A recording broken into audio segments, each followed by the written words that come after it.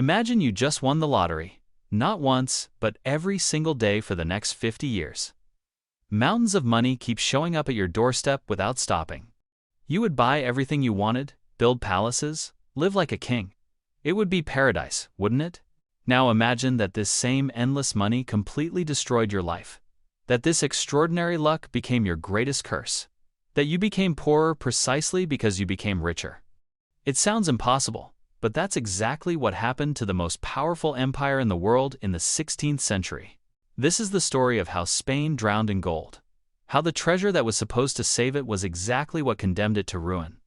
A lesson that still echoes today about wealth, power, and the golden traps that can destroy even the most powerful.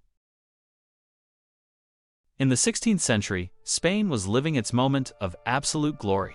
Spanish conquistadors had discovered a treasure in the Americas that seemed infinite.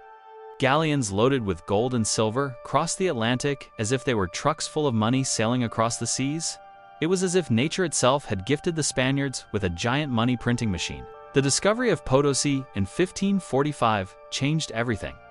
This mountain in the Andes turned out to be such a rich silver mine that contemporaries used to say it was possible to build a silver bridge from the Andes all the way to Spain with everything extracted from there.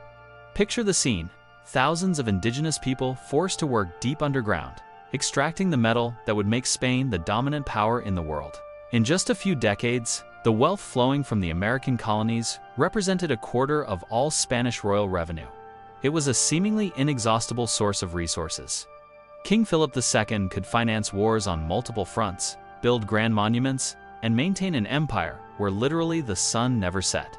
Everything seemed perfect in the Golden Kingdom of the Habsburgs, but from the very beginning, subtle signs of danger started to appear. While the galleons unloaded shiny bars in the ports of Seville, something strange was happening on the streets of Spanish cities. Prices began to rise. At first, slowly, almost imperceptibly, then faster. Bread that cost 1 coin now cost 2. Meat, clothing, everything became more expensive.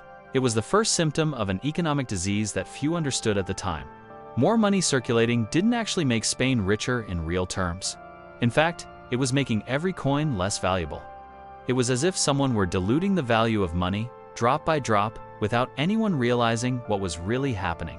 As more gold and silver flooded Europe, something extraordinary and terrible was happening simultaneously. Spain was experiencing what we now call inflation, on a scale never seen before. Prices doubled in just a few decades, creating a phenomenon historians would later call the price revolution. The irony was cruel.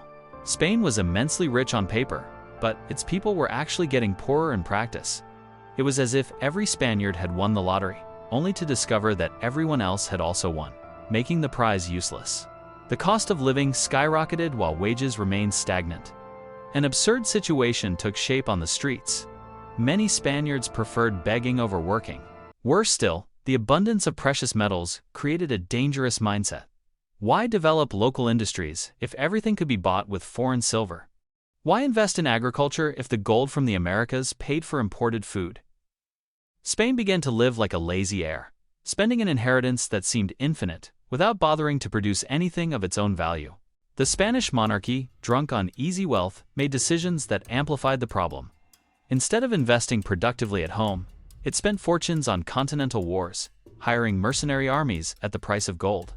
It built extravagant monuments like the El Escorial Palace, which cost the equivalent of an entire year of Castile's royal revenue. Meanwhile, Spain's basic infrastructure remained precarious.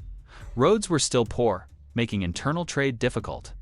Local manufacturing, like the silk and wool industries, withered in the face of foreign competition. Products from other countries flooded Spanish markets, being cheaper than the domestic goods made more expensive by rampant inflation. What happened next seems taken straight out of an absurd comedy. The richest empire in the world began to go bankrupt, not once, but repeatedly. In 1557, the Spanish crown declared its first official bankruptcy. New financial collapses followed in 1575 and 1596. It was surreal. Spain possessed mountains of gold, yet couldn't pay its bills. How was that possible? The answer reveals the cruel nature of the golden trap. Spain had become addicted to reckless spending, financed by the expectation of future riches. It took out massive loans from foreign bankers, anticipating silver revenues that hadn't even been extracted from the mines yet. When production began to disappoint expectations, at the end of the 16th century, the entire structure collapsed. Much of the gold and silver never really benefited Spain at all. The precious metals entered through the ports and left almost instantly to pay debts, imports, and soldiers. A lot was lost to piracy on the seas. It was like having a leaky bucket. No matter how much water was poured in, it never filled up. The situation became so desperate that the monarchy resorted to extreme measures. It raised taxes on the common people, while nobles and clergy continued to be almost exempt from contributions. It imposed forced confiscations and compulsory loans. The Spanish people, ironically, were the ones footing the bill for living at the center of the Golden World, suffering in an economy where everything had become absurdly expensive. Inflation had spread throughout Europe, carried by Spain's precious metals. Other countries benefited from the wealth that Spain itself could not control. It was as if Spain were a rich man handing out money in a public square. Everyone around grew richer, except him. By the 17th century, the reality had become undeniable. The curse of treasure had consumed the Spanish Empire entirely. The Habsburgs' blind confidence that the American mines would provide infinite wealth had proven a fatal mistake. The country that once considered itself blessed by fortune now faced decades of stagnation and widespread poverty. It was like the story of King Midas, who wished that everything he touched would turn to gold, only to discover that he could no longer eat, drink, or embrace his daughter. Spain had asked for the treasures of the Americas and received them in abundance, but discovered too late that too much gold can be just as destructive as too little. Observers of the time began to notice the cruel paradox. Contemporary writers, perplexed, noted that perhaps Spain would have been more prosperous without the riches of the New World. Abundance had turned into scarcity. Luck had become misfortune. Blessing had transformed into curse. It was a lesson in historical irony that would echo through the centuries. Spain had flown too high, like Icarus, intoxicated by the shine of gold, only to see its wings melt when it got too close to the sunday. The richest empire in the world had become a prisoner of its own wealth, reaping inflation instead of prosperity, leaving its people in misery amid apparent abundance. Not all the gold of Peru could save the crown from successive defaults and financial collapses. The structure of reckless spending remained, but the flow of silver had diminished. It was like a drug addict who needed ever larger doses to feel the same effect, but whose source of drugs was drying up. And here we return to the beginning of our story. Remember the question we asked about winning the lottery every day? About what it would be like to have endless money arriving at your doorstep without stopping? 16th century Spain lived that fantasy exactly, and discovered, in the most painful way possible, that having more doesn't always mean being better off. The lesson from this extraordinary saga echoes far beyond history books. Spain suffered from something we might call too much luck. The more gold that arrived, the more problems grew. The wealth that was supposed to be the solution became the problem itself. The treasure of the Americas was, quite literally, a poisoned chalice. This story teaches us something fundamental about wealth, power, and prosperity. Having abundant resources is not enough.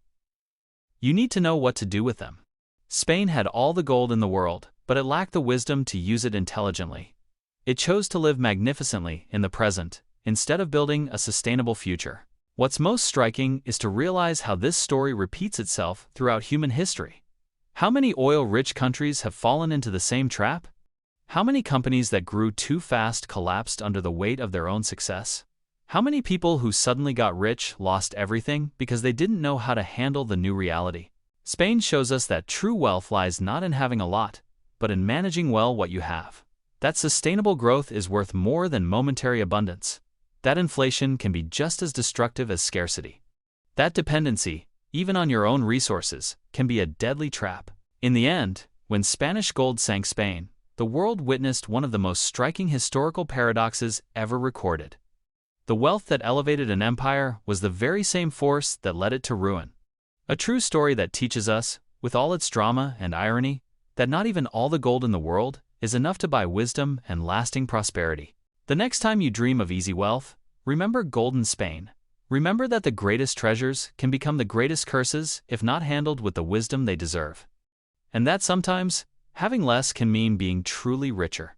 Spain learned the hard way that there is something worse than not having enough money, having too much without knowing what to do with it. A lesson that cost an empire but one that is worth its weight in gold for all of us.